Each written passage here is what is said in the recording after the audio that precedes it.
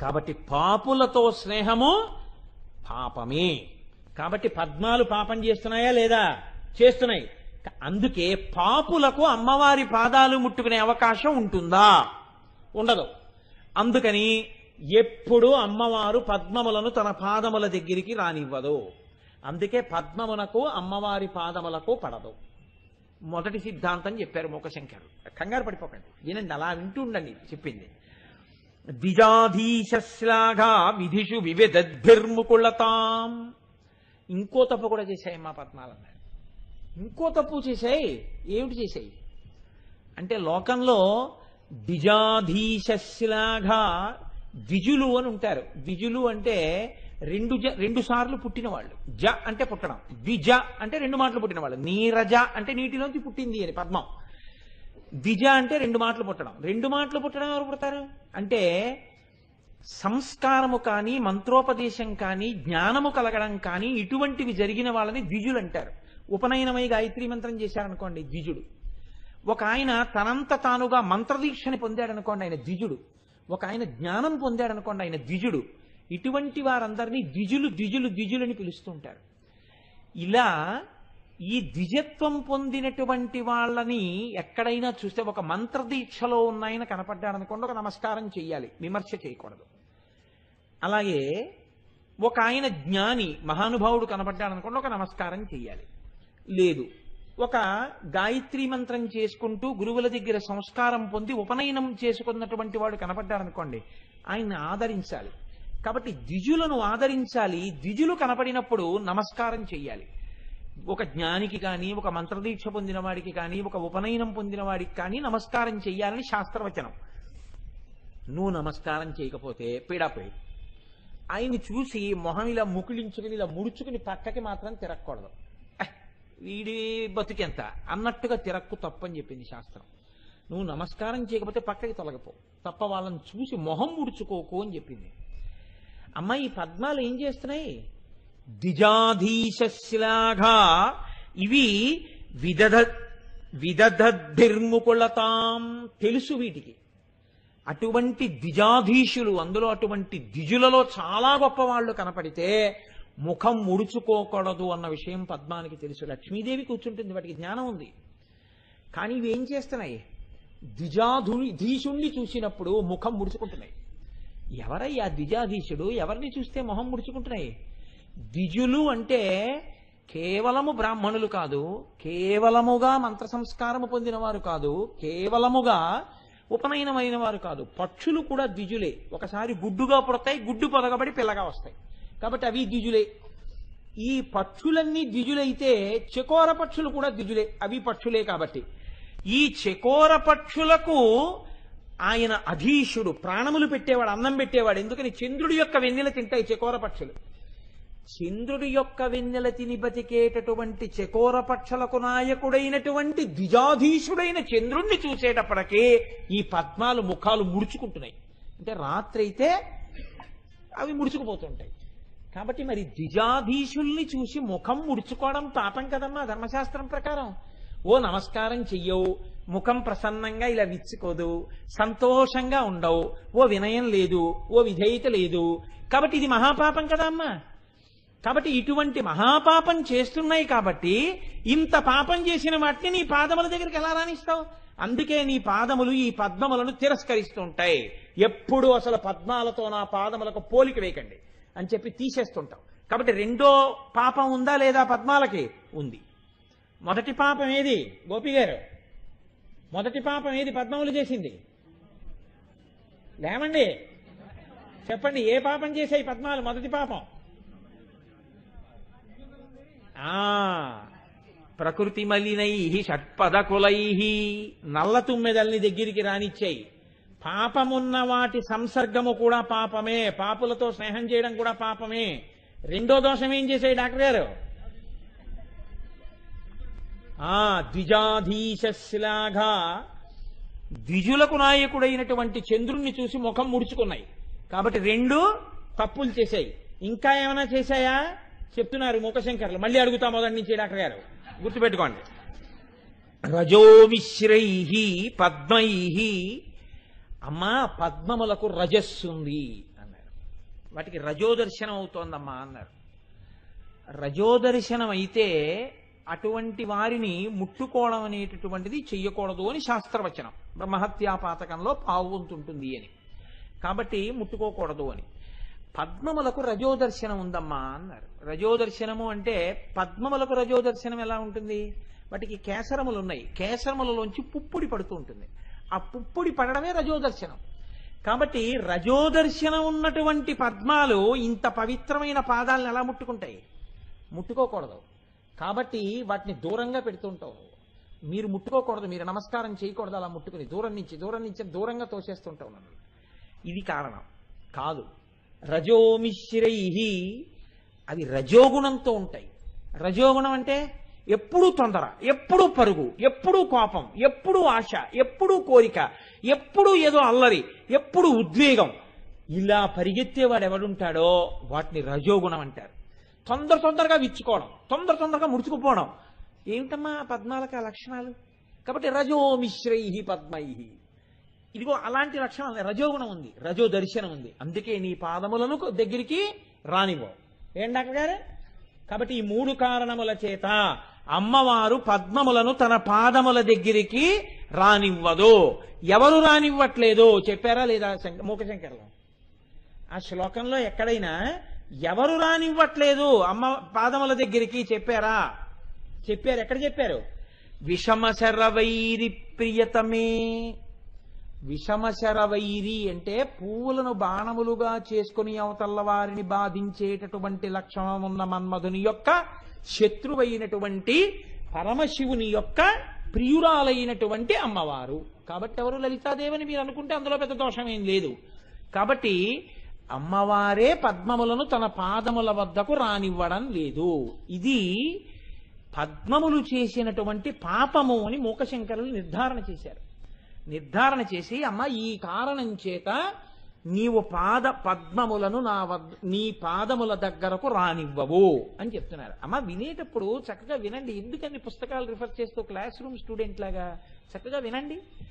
కాబట్టి రజోమిశ్రై పద్మై ఈ కారణముల చేత అంగీకరింపబడదు. కానీ ఈ శ్లోకంలో ఉండేటటువంటి గమ్మత్తు ఏమిటో తెలుసా అండి? ఇది అమ్మవారి పాదములు పట్టుకోవడానికి ఆలంబనమై ఉంటుంది.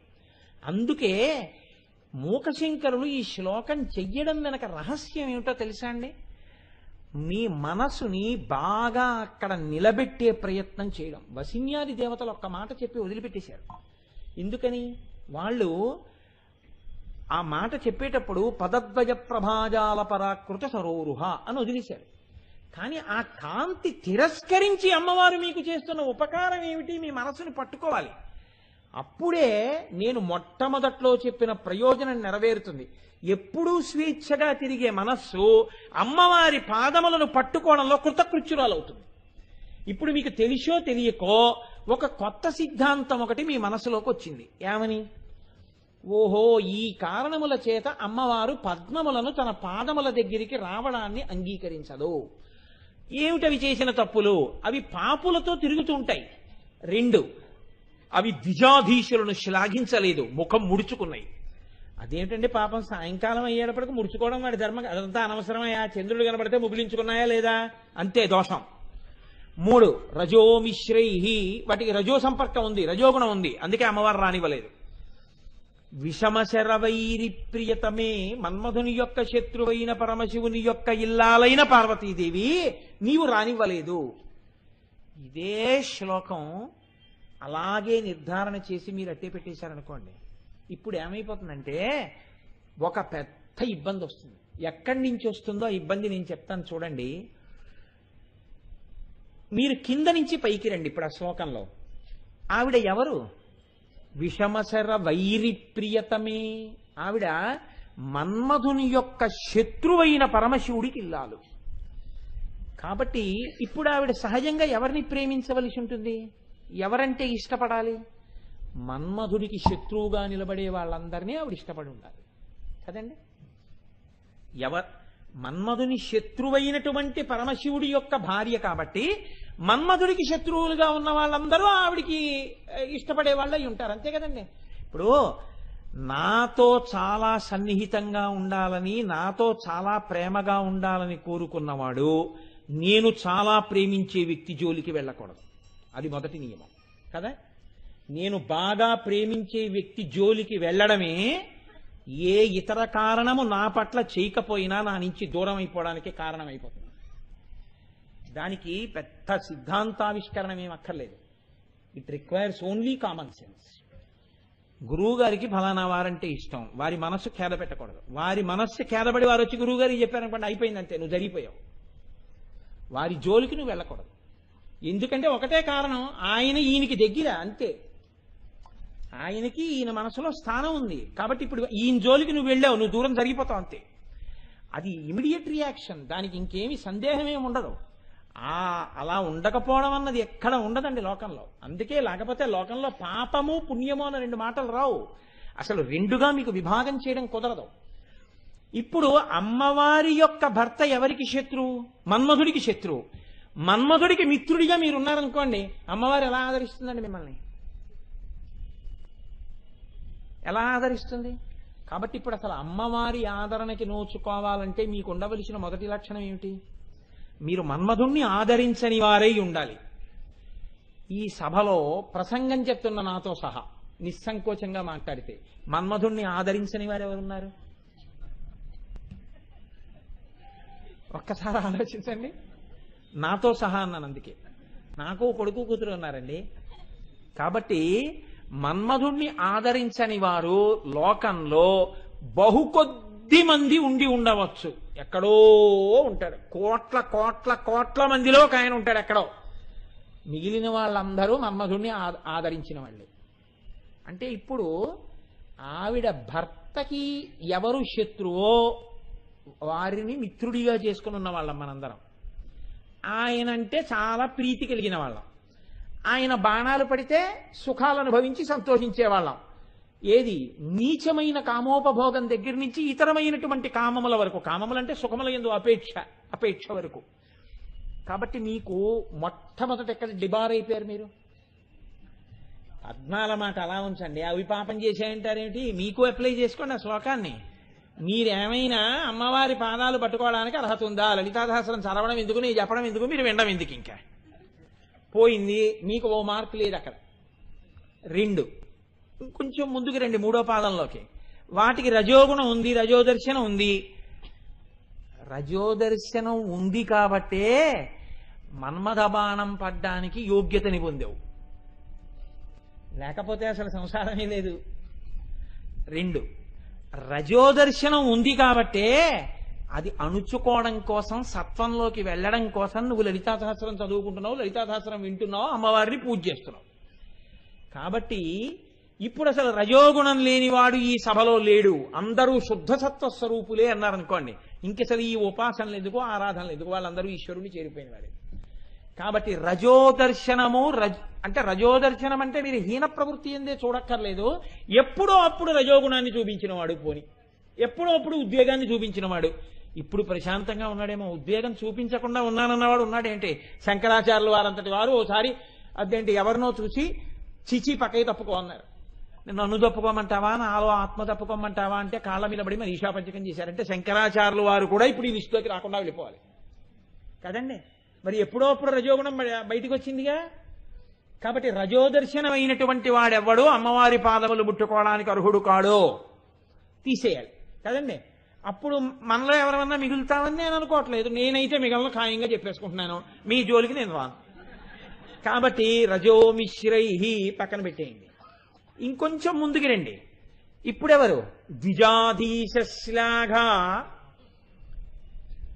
చాలా ఉత్తములైనటువంటి వారు ఎవరున్నారో, ఈశ్వరారాధకులు ఎవరున్నాయో అటువంటి వారికి పేరు పద్దు పెట్టకుండా ఉండుట, అటువంటి వారి జోలికి వెళ్లకుండా ఉండుట, అటువంటి వారికి నమస్కరించుట.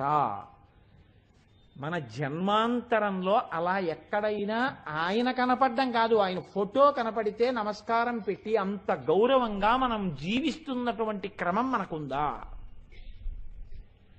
అసలు ద్విజాధీశుడన్నవాడు ఎరుకలో ఉండడం, వాడికి నమస్కారం చేయడమే లేదు. ఇంకా ద్విజాధీశ శ్లాఘ ఎక్కడుంది? ఆయన్ని కీర్తించడం వరకు ఎక్కడొచ్చింది? లేదు. కాబట్టి అమ్మవారి పాదాలు ఎలా పట్టుకుంటారు మీరు? మీరు ఎక్కడా మహోత్కృష్టమైనటువంటి ఓ బ్రహ్మజ్ఞానిని కీర్తించిన సందర్భాలు జీవితంలో లేవు. మహాత్ముల్ని నిందించిన సందర్భాలు ఉంటే ఉండొచ్చు. కాబట్టి అమ్మవారి పాదాలు పట్టుకోవడానికి అవకాశం లేదు. పద్మాలు పాపం చేయలేదండి. పాపం చేసిన తుమ్మిదలకి ఆశ్రయం ఇచ్చేయి. తుమ్మిదలకి ఆశ్రయం ఇస్తే అవి కూడా పాపులు. కాబట్టి అమ్మ నువ్వు పాదాల దగ్గరికి రావట్లేదు అంటే మనందరం తప్పట్లు కొట్టి మా గోపి గారు, డాక్టర్ గారు, చలపతి గారు సిద్ధాంతం చేసేశారు. అవునండి, పాపం చేసేయండి, అందుకే అమ్మవారి పాదాల దగ్గరికి రావక్కర్లేదండి అన్నారు. పాపం చెయ్యని వాళ్ళు ఎవరైనా ఉంటారా చలపతి గారు? పోనీ చెయ్యకపోతే పాపులతో స్నేహం లేనివాడు ఉన్నాడు ఆ లోకంలో. మరి అప్పుడు మనమే బతికేమైనట్టు? మీరంత తేలిగ్గా సిద్ధాంతం చేశారు ఏమండి? మీరు ఇందాక చెప్పడం అంత తేలిగ్గా చెప్పేశారు పద్మాలు కదా అని. ఇప్పుడు కింద నుంచి పైకి వచ్చేటప్పుడు ఇవి లేని వాళ్ళని ఒకళ్ళని చూపించండి నాకు. మరి ఎందుకు చెప్తున్నట్టు లలితా సహస్రం ఎలాగ ఇప్పుడు మనం ఎలాగ గట్టెక్కడని నాకు చెప్పండి. మీరు వచ్చి మీరు అలా నిర్ధారణ చేసేశారే తేలిగ్గాను. ఇప్పుడు ఈ 4ంటిని దాటి చేరడానికి అవకాశం ఏమైనా ఉంటుందా? 4 దాటగలమా అంటే చూడండి, డాక్టర్ గారు చాలా తెలివైన వారు. మంచి మాటే, నేను కాదన్ను. అందులోనే ఉంది చమత్కారం ఆ శ్లోకంలో. మళ్ళీ శ్లోకం కిందకి రండి. వస్తే ఇప్పుడేమంటున్నారు? మీకు ఊరట కలగాలి వెంటనే, ఎందుకని బెంగొచ్చింది. అమ్మ నాయనో ఇదేదో పద్మాలనుకుని అన్నాం, ఈ కొంప తీసే ప్రక్రియ మన మీదకి వచ్చింది. ఇప్పుడు పద్మాల మాట దేవుడు ఎరుగు. ఇప్పుడు మనకి ఉన్నాయి కదా సర్వలక్షణ లక్షితాకారులు. ఇప్పుడు మన బతుకేమిటి అమ్మవారి విషయంలో? ఫోన్లేండే, ఇప్పటివరకు అయిందైతే అయిపోయింది. అమ్మవారి పాదాలు పట్టుకోండి, ఏం పర్వాలేదన్నారు మా డాక్టర్ గారు. సరే డాక్టర్ గారు, పట్టుకోవడానికి అవకాశం ఇచ్చేసాం. ఆ తర్వాత ఎప్పుడు ఈ 4 చేయకుండా ఉంటారా? లేవండి డాక్టర్ గారు, సాధ్యం కాదు అంటే మీరు సాధ్యం కాదు, నేను ఈ 4ంటితోటి ఉంటానని చెప్పినా అమ్మవారు అంగీకరించి మిమ్మల్ని తీసుకోవాల్సింది. చూడండి గడుస్తాను. అదిటే ఆయన అమ్మవారి పాదాలు పట్టుకుంటారట. పట్టుకున్నారు కాబట్టి 4 తప్పని తెలుసు కాబట్టి వదిలేస్తారా అంటే అలా కుదరదండి అంటున్నారు. అలా కుదరదండి, పాపులతోనూ తిరుగుతాను, పాపము చేస్తాను. కానీ నిజాయితీగా మాట్లాడారండి, చాలా నిజాయితీగా మాట్లాడారు. ఆ వదిలేస్తానులేండి అనలేదు ఆయన. పాపులతోనన్నా తిరుగుతాను, పాపమన్నా చేస్తాను. రజోగుణం ఎప్పుడో అప్పుడు పైకి వస్తూనే ఉంటుంది. అన్నిటికన్నా ఎక్కడో అక్కడ పెద్దల్ని అధిక్షేపిస్తూనే ఉంటాను. నాకు ఈ దోషములు ఉండనే ఉంటాయి.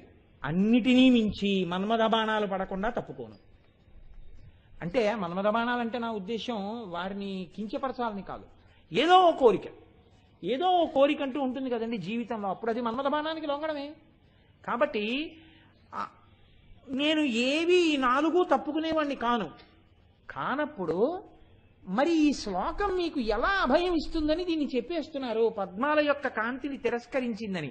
ఇప్పుడు ఈ శ్లోకం పద్మాల కాంతిని తిరస్కరించడం పక్కన పెట్టండి. అమ్మవారి పాదాల దగ్గర మీకు ఊరట ఎలా ఇస్తుంది ఈ శ్లోకం అంటే, దీన్ని మళ్ళీ వ్యతిరేక కోణంలో రమ్మన్నారు. కింద నుంచి పైకి ఎలా రావాలి అంటే, సమర్థతా కోణంలోకి రండి. లోకంలో సూర్యభగవానుడు ఉన్నాడు. లేదా సూర్యభగవానుడి వరకు ఎందుకండి, మీకు నేను ఒక తేలిక మాట చెప్తాను. ఒక స్కిన్ డాక్టర్ గారు ఉన్నారు, డెర్మటాలజిస్ట్ అంటారు కదా, చర్మ వ్యాధులు చూసేటటువంటి డాక్టర్ గారు. చర్మ వ్యాధులు చూసేటటువంటి డాక్టర్ గారికి కురుపులన్నా, దురదలన్నా, పుళ్ళన్నా, చీమన్నా, నెత్తురన్నా, గోక్కోవడం అన్నా పరమాసహ్యం అనుకోండి. ఆ డాక్టర్ గారు ఎందుకైనా పనికొస్తాడండి. ఇంకా ఆయన ఎందుకో పనికిరాడు. ఉత్తినే లోపలికి వెళ్ళి కూర్చుని బయట షట్టర్ వేసేయాలి. ఆయన మళ్ళీ బయటికి వెళ్ళేటప్పుడు ఎవడో లేకుండా చూడండి అని కారెక్కి వెళ్ళిపోవాలంతే. డెర్మటాలజిస్ట్ అంటే ఏంటి? డెర్మటాలజిస్ట్ అంటే ఇలాంటి జబ్బులన్నీ చూసి తగ్గేట్టు చేసేవాడని గుర్తు కదండి. కాబట్టి ఇప్పుడు మీరు ఆయన దగ్గరికి వెళ్ళిపోగానే ఉత్తర క్షణం మీకున్న గజ్జి పోతుందని కాదు, మీకున్న పుళ్ళు పోతాయని కాదు, మీకున్నటువంటి చర్మానికి పట్టిన దురదరోగం పోతుందని కాదు. వెళ్ళి ముందు నిస్సంకోచంగా చెప్పాలి డాక్టర్ గారికి, డాక్టర్ గారు నాకు గజ్జి విపరీతంగా వచ్చిందండి చెప్పాలి. దాయకూడదు. అక్కడ దాకా వెళ్ళి మొహమాట పడిపోయి డాక్టర్ గారు చెప్పలేకపోతున్నాను, ఫోన్ లేదు వెళ్ళిపోతానని వెళ్ళిపోతే ఎప్పటికీ తగ్గదు. చెప్పియాలి. ఎక్కడొచ్చింది చెప్పాలి, చూపించాలి. డాక్టర్ గారు చూసి ముట్టుకున్న ఆయన చేతులు కడిగేసుకుంటారు సబ్బుతోటి. నీకు ఇదిగోనయా అస్తమానం చెయ్యి ఇలా అండంలో చెమట పట్టేసి ఈ జాయింట్లో వచ్చేసింది, చూసావా ఇక్కడ వచ్చింది, ఇక్కడ వచ్చింది. మోకాళ్ళు మడుస్తావు కదా, ఇదిగో ఇక్కడ వచ్చింది. ఎక్కడ చెమట ఎక్కువ పడుతోందో అక్కడ ఏర్పడుతోంది. కాబట్టి నువ్వు ఈ మందులు ఒక 15 రోజులు వాడి కనపడన్నారు. 15 రోజులు వాడి కనపడేటప్పుడు మీరు గుర్తు పెట్టుకోండి, డాక్టర్ గారి దర్శనం చెయ్యగానే మీకు గజ్జిపోదు. వెంటనే ఇలా డాక్టర్ గారి దగ్గరికి వెళ్ళి దర్శనం చేసుకుని బయటకు వస్తే పోతుంది ఏమిటి? పోదు. మీరు ముందో టాబ్లెట్ వేసుకుంటారు, 2 రోజులు వేసుకున్నారు, 3 రోజులు వేసుకున్నారు, 4 రోజులు వేసుకున్నారు, 5 రోజులు వేసుకున్నారు, కొద్దిగా తగ్గుముఖం పడుతోంది, మళ్ళీ వెళ్ళారు. ఇప్పుడు 3 పూటలు వేసుకోకయా, రోజుకి 2 వేసుకో చాలన్నారు. 2 వేసుకుని ఆ తర్వాత వెళ్ళి డాక్టర్ గారు కడుపులో గుడగొడలు ఆడిపోతోందండి అన్నారు. ఆ గుడగొడ తగ్గుతుంది కానీ 2 మాత్రలు మానకోని మళ్ళీ గుడగొడ తగ్గడానికి కూడా 3 మంది ఇచ్చారు. ఆఖరికి మీరు 3 నెలలు మందులు వాడిన తర్వాత మీకు తగ్గింది కదండి. తప్ప డాక్టర్ గారు దర్శనం చేస్తే గజ్జిపోతుంది ఏంటి? డెర్మటాలజిస్ట్ దగ్గరికి వెళ్తే పోదు. డెర్మటాలజిస్ట్కి మీ చర్మ వ్యాధులు చూసి అసహించుకోవచ్చు ఏంటి? అసహించుకోకూడదు. ఈ 2 కలిసే ఉంటాయి అక్కడ. మీరు ఈ 2 కలిసి ఉంటేనే మీకు ప్రయోజనం. ఈ 2 లేవనుకోండి, ఆయన డాక్టర్ అయినా మీరు పేషెంట్ అయినా మీ జబ్బు పోదు, ఆయన డాక్టర్ అయ్యడం వల్ల ఉపయోగం ఉండదు. ఈ 2 కలిస్తేనే ఉపయోగం. అమ్మా అసలు నువ్వు ఉన్నది ఎందుకు? ఈ 4 ఉన్న పాపులు ఉన్నారు కాబట్టి పాపం తీయడానికి. ఈ 4 ఉన్న వాళ్ళని రానివ్వనంటే ఇక నువ్వు ఉన్నాడు ఎందుకు, మేము పాపాలు చేయడం ఎందుకు? నువ్వు డెర్మటాలజిస్టు, మేము స్కిన్ పేషెంట్. కాబట్టి మేము నీ దగ్గరికి వస్తాం క్రమక్రమంగా తగ్గించి. ఇవి వదలలేము, చెయ్యకుండా ఉండలేనన్నది ఇది బలహీనత. కానీ చెయ్యకుండా ఉందామన్న కోరిక మాత్రం ఉంది లోపల. ఇవి బాగా తగ్గించేసి ఎప్పుడైనా తప్పక నేను ఏదైనా చెయ్యవలసి వస్తే నీ ఆరాధనగా చేసేట్టు అనుగ్రహించు. పులిహార తినాలనుంది, పులిహార తినడం అంటే మన్మథబాణానికి లొంగిపోవడం అయిపోతుంది కాబట్టి నేను పులిహార తినని భీష్మించక్కర్లేదు. ఇవాళ శనివారం వెంకటేశ్వరుడికి నైవేద్యం పెట్టి ప్రసాదం తీసుకుంటాననుకో, ఇప్పుడు దృష్టికోణం మారుతోంది. ఇప్పుడు కోరికుంటే తప్పొచ్చిందా? తప్పు లేదు, వైదికం చేయడం వచ్చింది, వేదము అంగీకరించిన పద్ధతిలోకి వెళ్ళడం వచ్చింది. ఇది రావాలి. ఇది ఎవరికి వచ్చింది? ఎక్కడొచ్చింది మొదట అంటే విరోధస్తే యుక్తో, ఆ మాటలో ఉంది గొప్పతనం అంతా. విషమశరి వైరి ప్రియతమే. అమ్మా నీవు మన్మధుడు బాణములు వేసినప్పుడు కాల్చేసినటువంటి పరమశివుడి యొక్క ఇల్లాలివి. నువ్వేం చేశావు? అసలు కాముణ్ణి బతికించిందని నువ్వే కదా తల్లి. నువ్వు బతికించబట్టి కదా వాడు మా మీద బాణాలేస్తున్నాడు. వాడు మా మీద బాణాలేస్తాడు అన్న విషయాన్ని అంగీకరించమని చెప్పిందని కూడా నువ్వే కదా. నేనెప్పుడు చెప్పానయ్యోయ్ అంటావేమో, వేదంలో చెప్పింది నువ్వు కాదు. ధర్మేచ అర్ధేచ కామేచ నాతి చరామి అని మనం పుచ్చుకుంటున్నాం కదా భార్యని. ధర్మపత్నిగా స్వీకరించి ధర్మబద్ధమైన కామము చేత సంతానం కట్టే తప్పు లేదు, నీకో పితృరుణం నుంచి విముక్తుడు అవుతున్నావని చెప్పింది అమ్మవారే కదా వేదంలో. కాబట్టి అమ్మా నేను అనుభవించే సుఖములు వైదికమైనటువంటి సుఖములుగా మారిపోతే దాని వలన నాకు వచ్చే ఇబ్బంది ఉండదు. శివుడు ఏం చేశాడు? మన్మధుణ్ణి కాల్చాడు తప్పు చేస్తే. కానీ ఆ శివుడే ఏం చేశాడు? బుద్ధి తెచ్చుకుని నేను ఇంకా శివుడి జోలికి రానని తన హద్దులో తానున్న మన్మధుణ్ణి ఏం చేశాడు? ఆదరించాడు. హద్దు ఎరిగి ఇంకా శివుడి జోలికి వెళ్ళనటువంటి మన్మధుడి జోలికి మళ్ళీ శివుడు వెళ్ళాడా? వెళ్ళలేదు. మీ హద్దు మీరు తెలుసుకుని మీరు అమ్మవారిచ్చిన సుఖములను వైదికంగా ఎంతవరకు ఏ పరిమితిలో ఏవి అనుభవించవచ్చో అలా అనుభవిస్తే అమ్మవారికి దూరం అవుతారని మీరు ఎందుకు అనుకుంటున్నారు? మీరు ఎప్పుడూ దూరం కారు. ఎప్పుడూ దూరం కాకుండా మీరు ఉండగలరు. ఇలా మీరు ఉండగలరనేటటువంటి అభయాన్ని మీకు ఇవ్వడమే ఆ శ్లోకం యొక్క ప్రయోజనం. ఇప్పుడు ఏమవుతుంది? మీరు ఇతపూర్వం పాపులతో తిరిగారు. ఇప్పుడు ఏమయ్యా నువ్వు ఈ పద్ధతి మార్చుకో, మన ఇద్దరం స్నేహంగా ఉందాం. నువ్వు ఈ పద్ధతి మార్చుకోకుండా పాపకర్మ నువ్వు చేస్తూ ఉంటే నీతో స్నేహంగా ఉండడం నాకు భయం. ఎందుకో తెలుసా? నువ్వు పాపం చేశావని నేను అంటలేదు, కానీ నీతో స్నేహితుడిగా ఉండడంలో నేను మనస్సు బలహీనమైన వాడిని, గభాలన జారిపోయి నేను అలా అయిపోతానేమో. కాబట్టి వద్దులేవయ్యా, మన ఇద్దరం దూరంగా ఉందాం. నువ్వు మార్చుకుంటావా? ఎప్పట్లాగే స్నేహం కొనసాగిద్దాం. ఇప్పుడు ఈ అనగలిగిన ధృతి వచ్చింది మీకు. ఎక్కడి నుంచి వస్తోంది? హద్దు తెలియడంలో వస్తోంది. ఈ హద్దు తెలిసేటటువంటి శక్తి మీకు ప్రచోదనం ఎవరు చేస్తారు? శక్తి స్వరూపిణి అయిన అమ్మవారే చేస్తారు. అలా చేస్తే ఏమవుతుంది? ప్రకృతి మలినై పాపులను దగ్గరికి రానివ్వనని అమ్మవారంట లేదు. ఆ పాపము నుంచి విడివడతానన్న ధృతి నీకు ఏర్పడితే, అమ్మా పాపమునందు లేకుండా నన్ను అనుగ్రహించు, నా దృష్టికోణంలో మార్పుతే అని మీరు అడగగలిగితే, పాపం చెయ్యని వారు లోకంలో ఎవరుంటారు నాన్న? నేనున్నది అందుకే కదరా మిమ్మల్ని ఆదరించడానికి, మీకేం బెంగలేదు రండి అని అమ్మా నువ్వు మమ్మల్ని పుచ్చుకోవడానికి సిద్ధంగా ఉన్నావు తల్లి.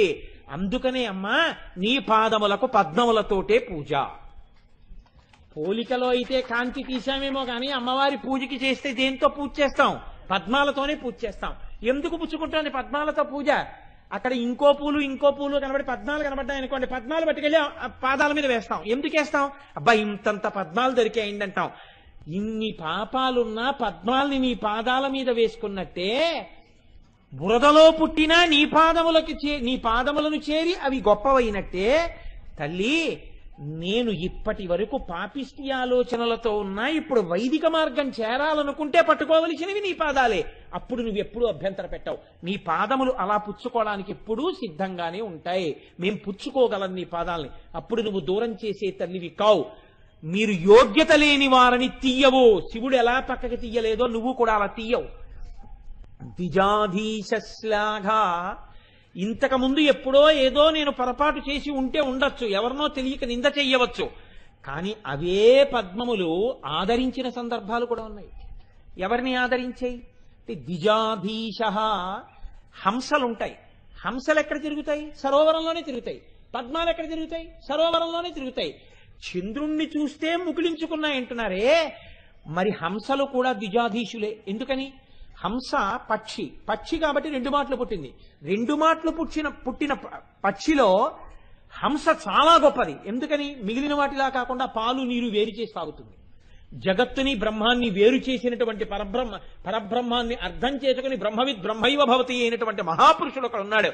తెలిసో తెలియకో ఆయన ఎవరో చంద్రశేఖర పరమాచార్య అని చెప్తుంటే, అంత గొప్పవారిని నేను నమస్కారం చేశాను. నేను తెలుసుకుని నమస్కారం చేసిన ఆ నమస్కారము చేత నీ చేసిన దోషములు తొలగి, ఇక ముందు నేను బ్రహ్మజ్ఞానుల పట్ల మర్యాదతో ప్రవర్తించేటటువంటి అనుగ్రహము నీ వలన కలుగుగాక. కాబట్టి శృతీనాం మూర్ధానో దదతి తవయౌ శేఖరతయా మమాప్యేతో మాథ శిరసి దయయా దేహి చరణౌ. మీరు చాలా జాగ్రత్తగా ఆలోచించండి. శ్లోకాన్ని ఎలా పోతాయో మీ పాపాలు చెప్తున్నారు శంకరాచార్యులు వారు. మీరు అలా అడగగా అమ్మవారు అంగీకరించి దయతో, సరేలే నాన్న నా పాదములు నీ తల మీద పెడుతున్నాను అందనుకోండి. అదే పాదుకాంత దీక్ష. అమ్మవారు తన 2 పాదములను మీ తల మీద పెట్టిందనుకోండి. పెట్టగానే ఏమవుతుంది ఆలోచించండి మీరు. ఒకటి, అమ్మవారి పాదముల యొక్క స్పర్శ మీ తలకి తగులుతుంది. అంతేనా? మీరు కొంచెం జాగ్రత్తగా ఆలోచించండి. అమ్మా నీ పాదములు నా తల మీద పెట్టు. ఆ మాటకు అర్థం అదే అయితే నేనేం చేస్తాను? మీరు నన్ను అడిగారనుకోండి ఈ మాట, అయ్యా మీ పాదాలు నా తల మీద పెట్టండి అని అడిగారనుకోండి, అంటే చాలా గోప్యంగా అడుగుతున్నారు ఒక రహస్యాన్నని గుర్తు. ఏమిటో తెలుసా అండి? అసలు సభాముఖంగా చెప్పకూడదు ఈ విషయాన్ని, కానీ మీకు అర్థం అవడం కోసం నేను చెప్తున్నాను. ఎవరైనా వచ్చి కోటేశ్వరారు మీ పాదమున ఆ శిరస్సునందు ఉంచండి అని అడిగారనుకోండి, దాని అర్థం ఏమిటో తెలుసా అండి? మీరు ఇంటికి రావద్దంటున్నారు, ఇంటికి వచ్చే అవకాశం లేదు, కాబట్టి నా కోరిక మీతో చెప్పుకుంటున్నాను, మీరు నన్ను అనుగ్రహించగలరా అని అడిగినట్టు. ఏ విషయంలో అనుగ్రహం అడుగుతున్నట్టో తెలుసా అండి? మీ పాదము నా తల మీద పెట్టండి అని అడిగితే మీరు నాకు ఉపదేశం చెయ్యండి అని అడిగినట్టు. మంత్రోపదేశం చేయమని అడగడం. మంత్రోపదేశం చేసేటప్పుడు గురువు గారు ఏం చేస్తారంటే, పరిపూర్ణ వాత్సల్యంతో శిష్యుడికి అనుగ్రహిస్తున్నప్పుడు తన పాదమును శిష్యుని యొక్క తల మీద పెడుతుంటారు. పెడితే ఏమవుతుందంటే శిష్యునకు ఉన్నటువంటి పాపరాశి ధ్వంసం అవుతుంది గురు పాద స్పర్శ చేత.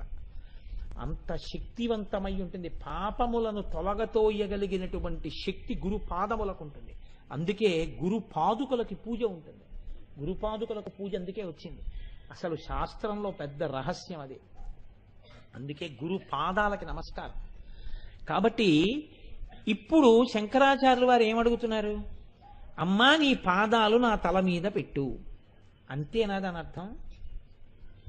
మీరు నన్ను మీ పాదం నా తల మీద పెట్టండి అంటే అర్థం ఏమిటి? మీరు నాకు మంత్రోపదేశం చెయ్యండి అని అడిగినట్టు.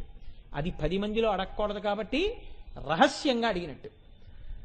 అంతమందిలోనూ ఏదో అయ్యా మీ పాదం ఎప్పుడు పెడతారండి నా తల మీద అన్నారనుకోండి, మాఘమాసం వెళ్ళిపోనివ్వండి అని నేను అన్నాను అనుకోండి, నాకు అతనికి అర్థం అవుతుంది, ఎవ్వరికి అర్థం అవుతుంది. ఇప్పుడైతే అందరికి అర్థమైపోతుంది అనుకోండి, అది వేరే విషయం. అసలు మామూలుగా సంప్రదాయంలో రహస్యంగా చెప్తున్నాను మీకు. శంకరాచార్యులు వారు కూడా సౌందర్యలహరిలో అమ్మవారి పాదాలను ఆ తల మీద పెట్టు అని చెప్పినప్పుడు కేవలం పాదాలు పెట్టమని అడిగారా? ఆయన కూడా ఏదైనా రహస్యం పెట్టారా అందులో? ఖచ్చితంగా రహస్యం పెట్టారు. ఏమిటో తెలుసా అండి రహస్యం?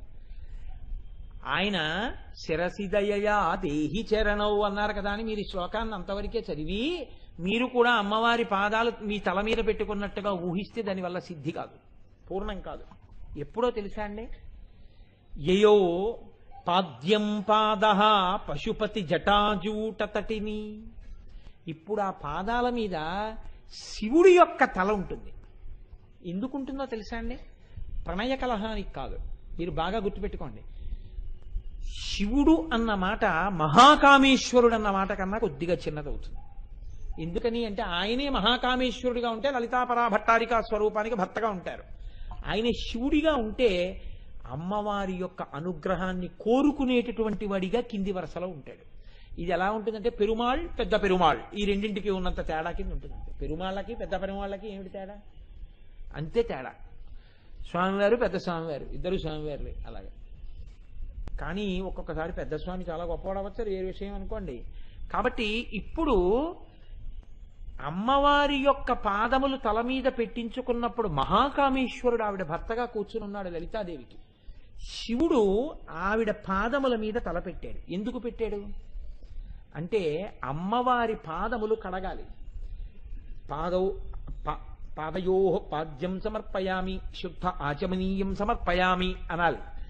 ఇప్పుడు శివుడుట కొత్త నీళ్లు తేలేదుట. ఎందుకు తేడు? ఎందుకంటే మనం అంటే గంగ తాం కాబట్టి నీళ్లు తెస్తాం. నీళ్లు తెచ్చి మనం ఏమంటామంటే ఇవి నీళ్లు కావు గంగ అంటాం. అదేంటా నువ్వు మీ ఇంట్లో నూతిలో నీళ్లు తీసుకొచ్చి గంగ ఎలా అవుతాయా అంటే గంగే చ యమునే చైవ గోదావరి సరస్వతి నర్మదే సింధు కావేర్యౌ జలేస్మిన్ సన్నిధిం కురు. ఆ నదులన్నీ ఈ నీటిలో ప్రవేశిస్తున్నాయి అని శాబ్దికంగా మంత్రంతో పిలుస్తున్నారు. ఇప్పుడు ఆ నీటికి ఆ శక్తి వచ్చింది.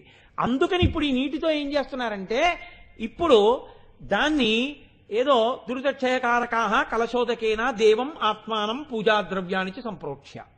ఆ మూర్తిని తయారు చేసినప్పుడు ఏదైనా దోషంతో చేసి ఉండొచ్చు, చేతులు సరిగ్గా ఉండకుండా చేసి ఉండొచ్చు. అందుకని దానికి శుద్ధి, పదార్థ శుద్ధి, పూజా సామాగ్రి శుద్ధి, నీళ్లు శుద్ధి, ఈ నీళ్లు చల్లుకుంటున్నారు. శివుడు కూడా అమ్మవారికి పూజ చేసేటప్పుడు కొత్త నీళ్లు తేడు. ఎందుకు తేడు? మీరంటే తెచ్చుకున్న నీళ్లు గంగ చేస్తున్నారు. శివుడికి గంగే తలలో ఉంది కాబట్టి ఇప్పుడు ఆయన తల వంచి అమ్మవారి పాదముల మీద తల పెట్టి ఉంచుతాడు. ఇప్పుడు ఆయన తలలోంచి ఏది జాలువారి పడుతుంటుంది? గంగ పడుతుంటుంది. గంగ పడుతున్నప్పుడు ఒక్క అమ్మవారి పాదముల మీద పడి మీ తల మీద పడకుండా ఆగుతుందా? ఆలోచించండి. ఆగదు. అమ్మవారి పరమశివుడి యొక్క జటాజూటంలోంచి జారి అమ్మవారి పాదములు కడిగి మీ తల మీద పడి ఈ పక్క నుంచి ఇలా జాలువారుతుంది.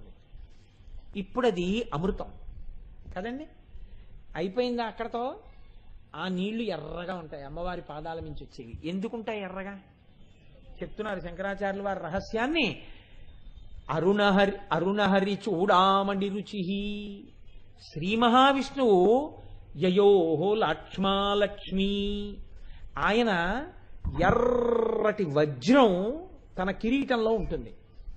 అమ్మవారి పాదములను చూడగానే గభాలన ఇలా తల వంచి నమస్కరిస్తాడు. ఇలా తల వంచి నమస్కరించినప్పుడు ఆ కిరీటములో ఉన్నటువంటి మణి కాంతి ఎర్రగా ఆవిడ పాదముల మీదున్న పదార్థాన్ని అనులేపనాన్ని ఎర్రగా మార్చినట్టు లత్తుకగా మారిపోతున్నది. అది అసలు లత్తుక. ఇప్పుడు ఈ లత్తుక ఏమైపోయిందిట? నీరు తగిలేటప్పటికి ఎర్ర నీరుగా మారిపోయింది. శివుడి తలలో ఉన్న గంగతోటి శ్రీ మహావిష్ణువు యొక్క ఎర్రటి కిరీటపు మణుల కాంతులు కలిస్తే ఎర్రటి నీటిగా కింద పడుతోంది ఆ వజ్రముల యొక్క కాంతిలో. అది లాక్షారసం అయిందంటే లత్తుక రసం అయింది. అయి ఇప్పుడు ఎర్రటి నీళ్లు ఇలా పడుతున్నాయి. అంతేనా?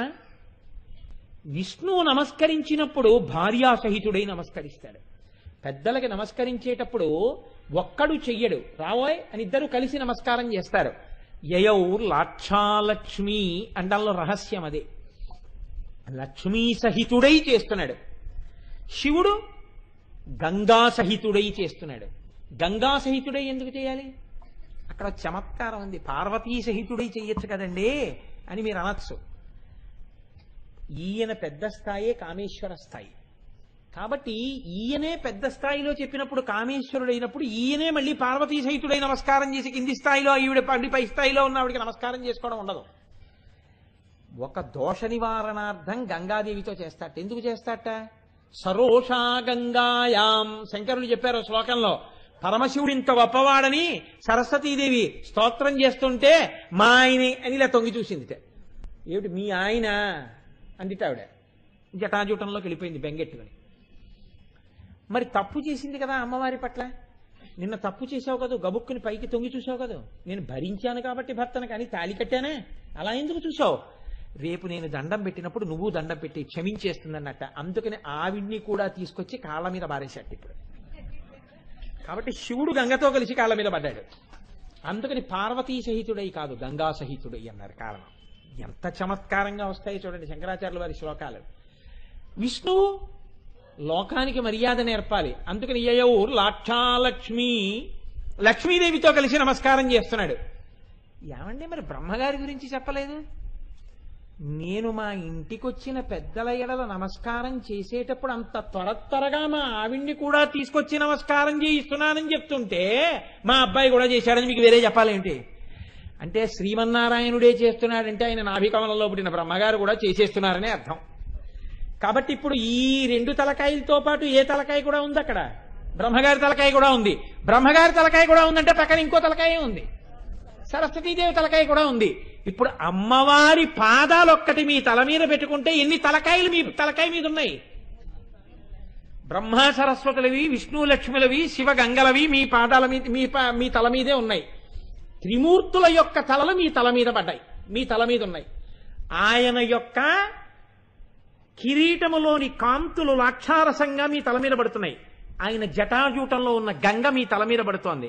బ్రహ్మగారి యొక్క సరస్వతి కటాక్షం మీ తల మీద పడుతోంది. ముగ్గురు అమ్మలు ముగ్గురు అయ్యల యొక్క సృష్టి స్థితి లయకర్తల యొక్క అనుగ్రహం అమ్మవారి పాదాలు తల మీద పెట్టుకున్నంత మాత్రాన నీ శిరస్సు మీద పడి నీ శరీరం అంతా అమృతధారలలో అభిషేకింపబడినప్పుడు దాని యొక్క ఫలితము ఇదని నేను ఎలా చెప్పగలనా? చెప్పడం కుదరదు. కానీ ఇన్ని ఎలా జరుగుతాయని మాత్రం నేను చెప్పగలను. ఆవిడ పాదాలని తల మీద పెట్టుకుంటే జరుగుతాయి. ఇంత గొప్ప శక్తి ఉన్న పాదాలు పద్మాల కాంతితో సరిపోల్చి చెప్పడం కుదురుతుందా? కుదరదండి. దానికి అంత అనుమానం ఎందుకు? కాబట్టి పదద్వయ ప్రభాజాల పరాకృత సరోరుహ అమ్మవారి యొక్క పాదముల కాంతి ముందు ఆ కాంతిని చెప్పడం ఒక్కనాటికి కుదరదు, తిరస్కరింపబడినది. మీరు ఏమైనా అనుకోండి కానీ నా అంత పూర్ స్కోరర్ ఎవ్వరు ఉండరు. రోజు ఆశలావు పీక సన్నం. ఇవాళ 6 నామాలు చెప్పాలని వస్తాను, ఒక్క నామం వెళ్ళటలేదు నాకు. కాబట్టి మీరు అనుగ్రహించండి, 10 నిమిషాల్లో 2వ నామం చెప్పేస్తాను ఇవాళ ఏమైనా సరే. సింజానమణి మంజీరమండిత శ్రీపదాంబుజ. సింజానమణి మంజీరమండిత శ్రీపదాంబుజ అంటే అమ్మవారి పాదములకు ఉండేటటువంటి కింకిణులు, అంటే ఆవిడ పెట్టుకున్న మంజీరములకు ఉండేటటువంటి కింకిణుల యొక్క ధ్వని వినపడుతుంటుంది ఆవిడ నడుస్తుంటే.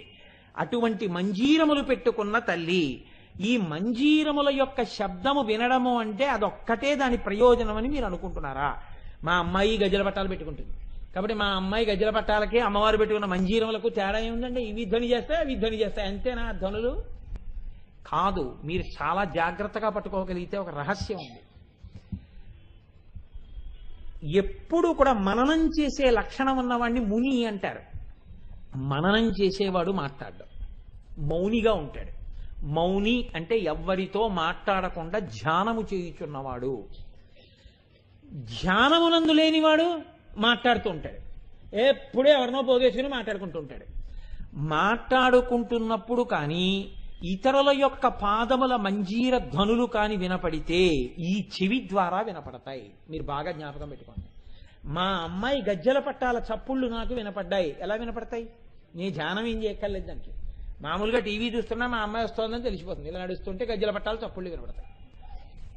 ఏమిటి ఇంటికి ఎవరో గజ్జల చప్పుళ్ళు వస్తున్నాయి, ఎవరో వచ్చినట్టున్నారు, ఆడవాళ్ళు వచ్చినట్టున్నారు, చూడు తలుపుతి అన్నాను అనుకోండి, ఎవరో పెట్టుకున్న పాద మంజీరముల ధ్వని వినపడింది.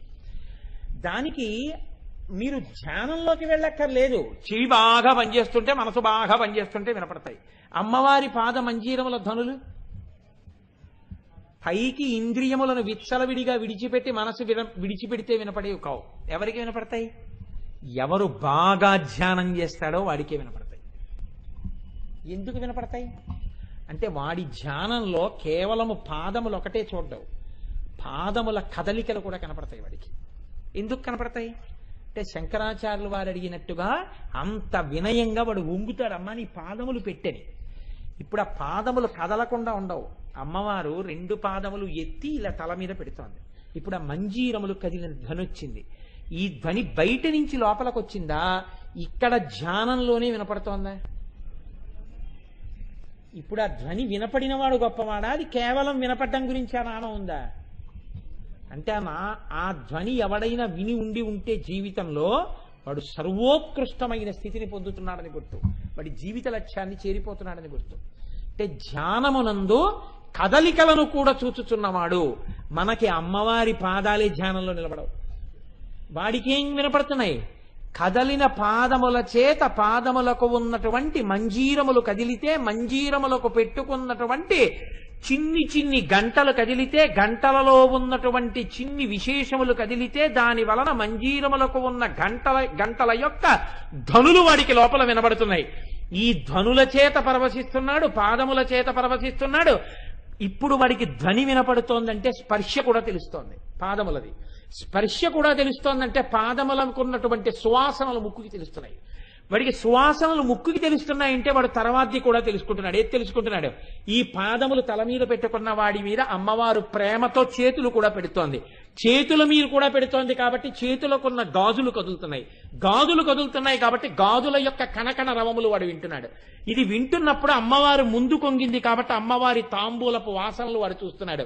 తాంబూలపు వాసనలు వాడు చూస్తున్నాడు కాబట్టి వాడు అంత ఆనందమును పొందాడు. కాబట్టి అమ్మ తాను తాంబూల చర్వణం చేస్తున్న నోటిలోని తాంబూలపు పిడచవాడి నోట్లో పెట్టింది. కాబట్టి వాడి యందు గొప్ప ధ్యాన శక్తి పెరిగింది. ఇప్పుడు వాడు అంతవరకు పెరిగాడు కాబట్టి వాడు అమ్మవారిని ఆపాదమస్తకం చూడగలిగాడు. ఇలా చూడగలిగిన వాడిని చెప్పడానికి సంకేతం అమ్మవారి యొక్క చరణ కింకిణుల ధ్వనులు వినబడతాయని చెప్పడం. అంతవరకు చెప్పకుండా చెప్పడం ఈ నామంలో రహస్యం. అలా విన్నవాళ్ళు ఉన్నారా? ధ్యానంలో కాదు, ధ్యానంలో బాగా పట్టుకోవడం వచ్చేస్తే వాళ్ళకి బయట కూడా వినపడతాయి. ఎందుకు వినపడతాయి? ఇప్పుడు వాడు ధ్యానంలో పట్టుకోవడం కాదు, వాడిని వదిలి ఉండలేక అమ్మవారు వాడి వెనకాల తిరుగుతుంటాయి. అటువంటి వాడు ఎక్కడున్నాయో అక్కడ గజ్జల చప్పుళ్ళు వినపడుతుంటాయి ఇంట్లో. అలా జరిగిందా ఎక్కడైనా? నేను సాధనా ప్రక్రియకి సంబంధించిన రహస్యాన్ని చెప్పను కానీ, ఆ కోణాన్ని ఆవిష్కరించను కానీ, అటువంటి మహాత్ముల గురించి అటువంటి వాటిని నేను ప్రస్తావన చేయడం అంత పెద్ద బాగుండదేమో. ఒక విషయం మాత్రం మీకు మనవి చేసే ప్రయత్నం చేస్తాను. శారదాదేవి అని రామకృష్ణ పరమహంస భార్య. అప్పటికింకా ఆవిడ ఆయన దగ్గరికి వెళ్ళలేదు. ఆవిడ పుట్టినింట్లో ఉండగా రామకృష్ణ పరమహంసకి పిచ్చెక్కిందని చెప్పుకున్నారు. భర్తకి పిచ్చెక్కింది, ఒంటి మీద బట్ట కూడా లేకుండా గంతులేస్తున్నట్ట. ఈ వెర్రిది మా ఆయన కాపరానికి ఎడతాననుకుంటోంది. ఆఖరికి రామచంద్రుడు అంటే శారదాదేవి తండ్రి తీసుకెళ్ళి పిచ్చేడికి కట్టబెట్టాడు ఈ అమ్మాయినని చెప్పుకునేవారు. పాపం ఆవిడ చెవుల్లో పడ్డాయి ఈ మాటలు. ఏమిటో భర్తకి పిచ్చెక్కిందిట, ఆయన అలా తిరుగుతున్నారట, నేను భార్యని ఇక్కడ ఉండిపోయాను, ఇటువంటప్పుడు కదా నేను ఆయన్నికి శుశ్రూష చెయ్యాలనుకుంది ఆవిడ. ఇది పాతివ్రత్యం. అసలే పిచ్చికి తిరుగుతున్నట్ట, మనకెందుకు వచ్చిన గొడవ ఆవిడ అనుకోలేదు. ఎప్పుడెప్పుడు వెళ్ళి శుశ్రూష చేస్తానా అనుకుంది. ఇది తండ్రిని అడగడానికి సిగ్గుపడింది. నాన్నగారండి ఆయనకు ఒంట్లో బాగోలేదుట, నేను ఆయన దగ్గరికి నన్ను తీసుకెళ్ళండి అని అడిగితే ఏమనుకుంటాడో తండ్రి. ఇప్పటివరకు ఆవిడ కాపరానికి వెళ్ళలేదు. కాపరానికి వెళ్ళని తల్లి ఇలా అడిగితే ఏమనుకుంటారో అని మదనబడుతోంది కానీ అడగలేదు. అంతటి సంస్కారవంతమైన జాతిలో పుట్టిన మనం వ్యాలంటైన్స్ డే చేసుకోమని చెప్పిన టీవీల పీకలు నొక్కేయద్దండి. అటువంటి మహాపురుషులు తిరిగిన గడ్డ. అటువంటి శారదాదేవి ఆఖరికి అక్కడ ఉన్నటువంటి ఇరుగు పొరుగు అమ్మలక్కల కలకత్తా పెడుతుంటే గంగానది స్నానానికి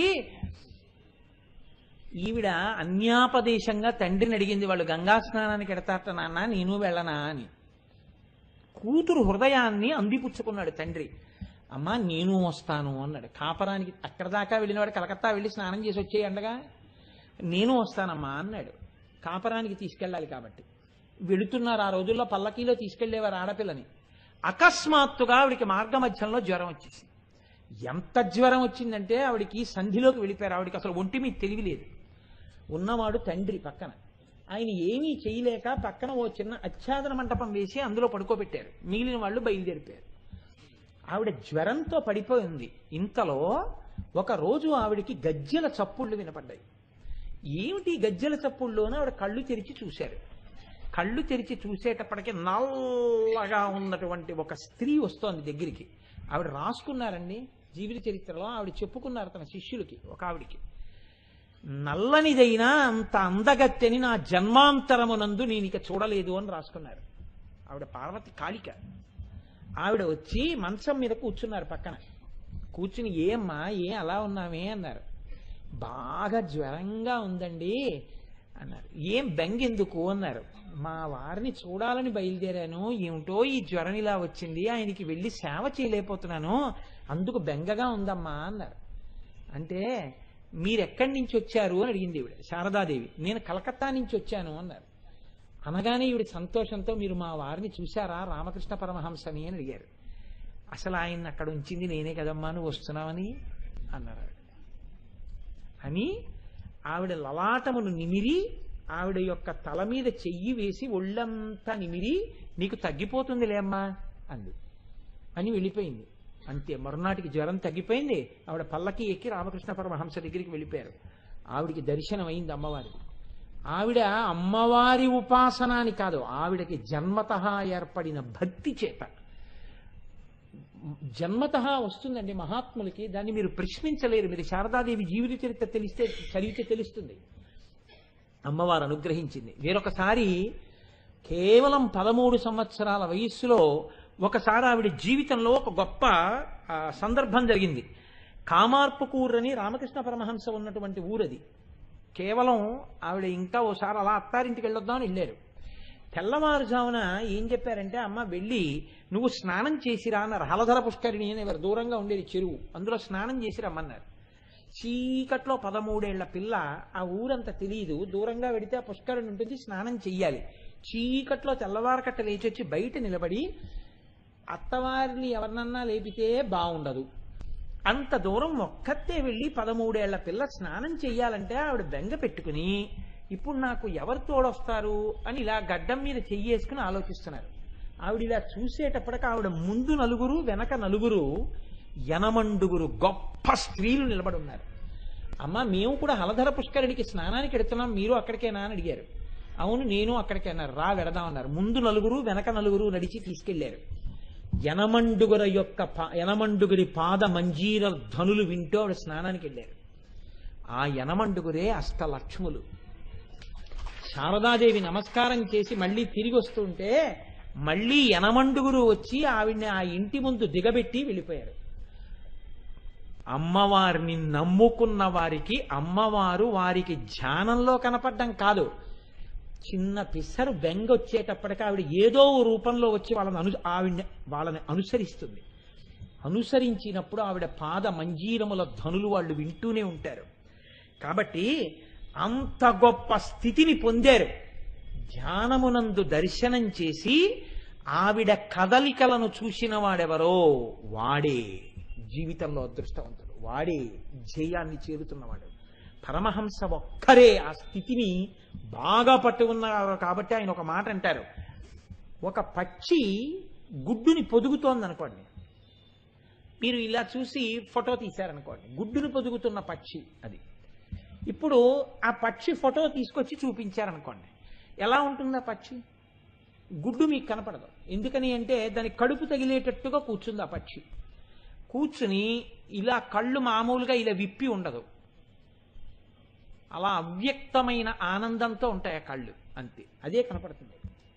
కానీ తన కడుపులోంచే బయటికొచ్చినటువంటి గుడ్డు లోపల ఒక పిండం ఉందని, ఆ పిండం పిల్లవుతుందని, అది గుడ్డుని పగలకొట్టుకుని పైకొస్తుందని, అది తన బిడ్డేనని, తన కడుపు వేడి తగిలితేనే ఆ గుడ్డు పొదగబడుతుందని, కానీ దాని మీద తను బరువుగా కూర్చుంటే దాని పెంకు చాలా సున్నితమని, అది పగిలిపోతే పిండం స్రావం అయిపోతుందని ఇన్ని తెలియకపోతే ఆ పక్షి జాగ్రత్తగా 2 రెక్కలు 2 పక్కలా పెట్టి కాళ్ళు వెనక్కి పెట్టి పొదగడానికి కూర్చునే పక్షిని మీరు చూడాలి. చిన్న గూడు ఉంటుంది, ఆ గూట్లో గడ్డిలో గుడ్డు పెడుతుంది.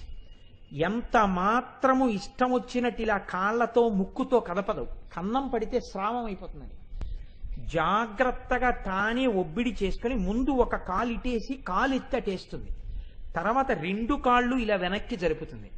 కడుపు గుడ్డు దగ్గరికి వచ్చింది అని తెలుసుకున్న తర్వాత చాలా మెల్లమెల్లగా మెల్లమెల్లగా మెల్లమెల్లగా వంగుతుంది.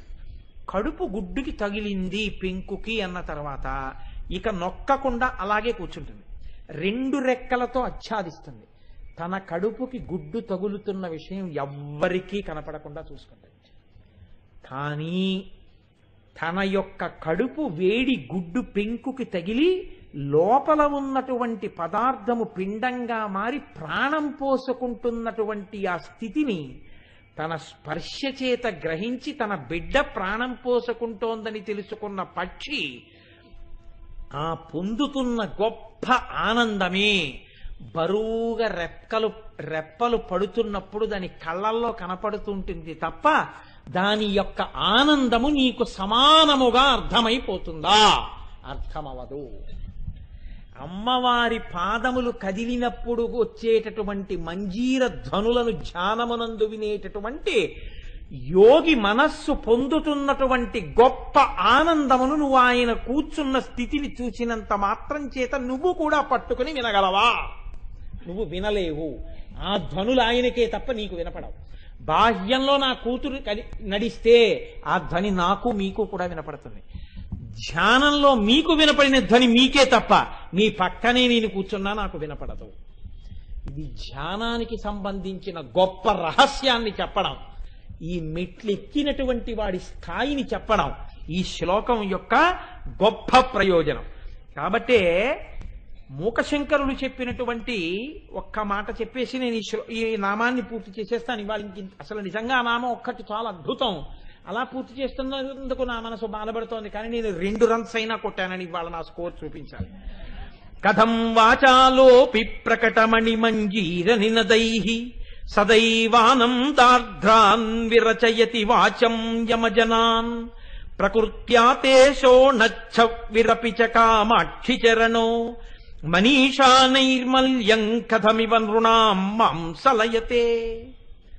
అందులో అంటారు, అమ్మ మౌనముగా కూర్చుని ధ్యానం చేసేటటువంటి వ్యక్తికి వినపడుతున్నటువంటి ఈ మంజీర ధ్వనులు ఆయనని ఆకర్షించే ధ్వనులు కావు, ఆయన గుర్తుపట్టి సంతోషించే ధ్వనులు కావు, ఆయన తడిసిపోతున్న ధ్వనులు. ధ్వనికి తడిసిపోవడం ఉండదు. కానీ ఇవి ఆర్ద్ర అంటే అమ్మవారి యొక్క అనుగ్రహం అనేటటువంటి అమృతము చేత తడుస్తున్నాడు ఈ మంజీర ధ్వనులు విన్నవాడు. 2, ఎర్రటి వస్తువు తలలోకి ప్రవేశించినా తల మీద పెట్టుకున్నాడన్నా గుర్తు ఏమిటంటే రాగమునకు లోనయ్యాడని గుర్తు. ఎర్రటి వస్తువు లోపలికి వెళ్ళింది, బుర్రలో చేరింది అంటే అర్థం ఏమిటో తెలుసా అండి? రాగరంజితమైంది మనస్సరి, కోరికల చేత బంధింపబడుతోంది అని బాహ్యంగా చెప్తారు. ఎర్రగా ఉన్న అమ్మవారి పాదాలు నల్లటి తల మీద పెట్టుకుంటే వీడి యొక్క తమోగుణం పోయి వీడి తెల్లటి శుద్ధసత్వం వైపుకి వెళ్ళిపోతున్నాడని గుర్తు. ఎర్రటి పాదమునకున్న పచ్చటి మంజీరము యొక్క చిరుగంటల ధ్వనులు మామూలుగా బాహ్యంలో వినపడేవాడికి కనపడేవాటికి ఇచ్చే ప్రయోజనాలకి విరుద్ధమైన ప్రయోజనాలు ఇచ్చి ఆ ప్రయోజనముల యొక్క స్థితిని చెప్పడం ఎక్కడ వాక్కులకు చేత కాదో, ఎక్కడ ఎవడు కన్నులతో చూసినా వాడు చూస్తున్నది చూడలేడో, ఎవడు పక్కన కూర్చున్నా ఆ కూర్చున్నవాడు చెవులతో వింటున్నది వినలేడో, ఎవడు పక్కన కూర్చున్నా వాడు తడిసిపోతున్నట్టు తడవలేడో, ఎవడు ఆయన పక్కనే కూర్చున్నా ఆయన తడిసిపోతున్నాడని తాను తెలుసుకోలేడో, ఎవడు ఆయనతో కలిసి జీవిస్తున్నా ఆయన చేరుతున్న చోటు వీడు చేరలేడో, అటువంటి చేరిపోతున్న స్థితికి సూచనలు ఆ తల్లి మంజీర ధనులు. కాబట్టి సింజానమణి మంజీర మండిత శ్రీపదాంబుజ శ్రీకారం వేసేశారు శాక్తేయ ప్రణవం. అంత గొప్ప ధనులమ్మా నీ పాద మంజీర ధనులు. కాబట్టి తల్లి నా జన్మాంతరమునందు ఎప్పటికైనా ఆ నీ పాద మంజీర ధనులు నా చెవుల వినపడి నా జీవితము ప్రయోజనమును పొందుగాక అని అమ్మవారి పాదములు పట్టుకుని ప్రార్థన చెయ్యడమే ఆ 2 నామముల యొక్క గొప్పతనం. కాబట్టి పాపమును విరిచి ఆవిడ్ని చేరుకోవడమే మొదటి నామం యొక్క ప్రయోజనం. ఆవిడ దయ. 2 ధ్యానమునందు పొందేటటువంటి అమృత స్థితి. కాబట్టి